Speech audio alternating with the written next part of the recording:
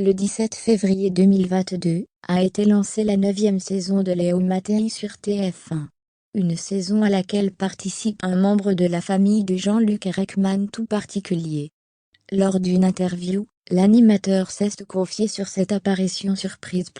Ce jeudi 24 février 2022, de nouveaux épisodes de Léo Mattei, Brigade et des mineurs sont attendus sur TF1. Pour cette 9e saison, la star de la fiction Jean-Luc Reichmann a invité un être cher à ses yeux, à savoir sa chienne Donna, un adorable toutou qui se remet encore d'une lourde opération. En effet, Donna a été amputée d'une patte avant au cours de l'été 2021. Une intervention importante auquel la plupart des chiens se remettent d'ordinaire très rapidement. Ils peuvent même par la suite reprendre une vie tout à fait normale et sans souffrance. Donna l'a prouvé puisqu'en plus de retrouver une vie, on ne peut plus normale, elle est devenue la nouvelle vedette de la série policière Léo Mattei. Au début de l'été, Donna a eu un cancer. Le vétérinaire la disait condamnée, mais on a rencontré des gens pour lui donner une deuxième chance. Elle a dû être amputée début juillet, et, comme elle avait l'air de bien se battre, on l'a amenée à Marseille, et on a tout bouleversé pour qu'elle ait sa place dans la série, a expliqué son maître lors d'une interview pour Télépoche parue le 14 février 2022. Jean-Luc Reichmann a plus tard apporté quelques précisions auprès de nos confrères de Télé Loisirs. On a trouvé que c'était un vecteur très intéressant, rassembleur, et d'écoute aussi pour les enfants. Cette opportunité de faire jouer son chien était par ailleurs un véritable bonheur pour l'animateur des 12 coups de midi, qui le considère comme un membre à part entière de son clan.